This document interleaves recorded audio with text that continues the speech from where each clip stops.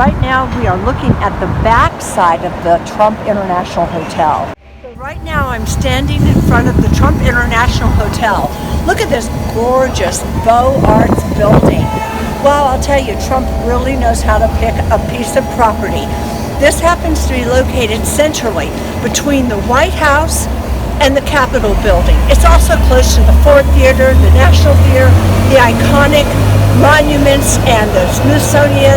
You can walk anywhere from this site. It's just an excellent property. So we're going to go inside, and I'm going to tell you a little bit about the history of this wonderful building. Okay, so now we're inside. Boy, I'm glad to be here. It's absolutely freezing outside. It feels like this is a huge space, but it feels really warm. Look at the dazzling chandeliers. Look at this elegant interior. You know, people ask me quite often, is it okay if you go there? Are you allowed to go in? You bet you're allowed to come in. You're allowed to dine here at the PLT Private.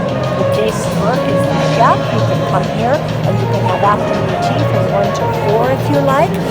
Make reservations for both of those. And you can certainly come and you can have a drink at the Benjamin Bar. It's named Benjamin after Benjamin Franklin, who was our very first Postmaster General of the United States. And because he was such a great inventor, they're taking a cue from him and they're becoming very inventive over there with their cocktails. Okay, in 1880, the United States Treasury Department decided that it needed a post office building, a postal service building, and they picked this particular spot because it was centrally located and because they hoped, being on Pennsylvania Avenue between the White House and the Capitol building, that it would revitalize this area known as Murder Bay, which is kind of a grim area. So they appropriated the funds, but the building didn't start until 1892. It took 7 years, and right before the turn of the century, in 1899, this building was complete. So the head architect of the Treasury Department was selected to be in charge of building this post office building. The Beaux Arts style was chosen because it was neoclassical with the pediments and columns, symmetry, but it also had the grandiosity and the ornamentation of Beaux Arts, which was popular in Paris during the 19th century. So it seemed perfect. It also symbolized excitement and beauty and the hope of a new nation. When this building was put up, we have to remember that all of these government buildings, these neoclassical, stunning buildings, weren't here at all. So this building in the Beaux Arts style would have really stood out. Those other buildings wouldn't have been built until the 30s during the Depression as part of a public works project to put people back to work. But sadly, almost as soon as this building was opened, there were problems. The marble tiles were poorly laid. There were leaks. It was now too small and too cramped to carry out the business of the burgeoning postal service for the federal government as well as the District of Columbia. It remained a post office for 14 years, but then they moved the post office over to what is now the Monaco Hotel.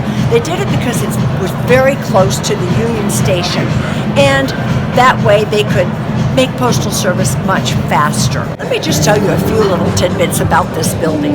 Number one, it is on a 60-year lease with a 40-year extension, and the price is $3 million a year rent for Donald Trump. So let's talk about the interior of the building just a little bit. You see the steel system. The reason that it's here, the steel system with the catwalks, is because if you look at the atrium, the 1,000 panes of glass up there, you cannot attach things to an atrium, to a glass atrium. So they had to put in the steel beams and the catwalks so that they could attach these $65,000 chandeliers, which are here in this main area. Also, if you look along the edge of the wall, all along the edge is piping. Now, that piping has little gears that open and close the windows. Also, you will see the 263 guest rooms. If you look around, each one is different from the next. The presidential suite or the postmaster general suite is on the 7th floor. It can't be any higher than that because the ladders of the fire trucks cannot reach any higher. So that's the law. By the way, that presidential suite is $25,000 a night. Just in case you'd like to come and stay there, you're more than welcome. So every Friday night, if you'd like, you can come and have the buffet here for $28, and you get all the desserts you could possibly want. Look at these amazing desserts. Or you can come over and have crepe Suzettes here. This is pretty nice. And if you're a Scotch and cigar aficionado, you might want to come to this lovely little glass cage and sit here and enjoy the finest that our President Donald Trump has to offer. He's not a drinking man, but if you are, you're certainly going to enjoy this lovely spot. So I'm sitting here drinking my wonderful martini, and I'm thinking, I might like to just spend the night here in one of these guest rooms. For about $429, you can spend the night here. That sounds like fun. And also, just to let you seniors know, they do give a senior citizen discount.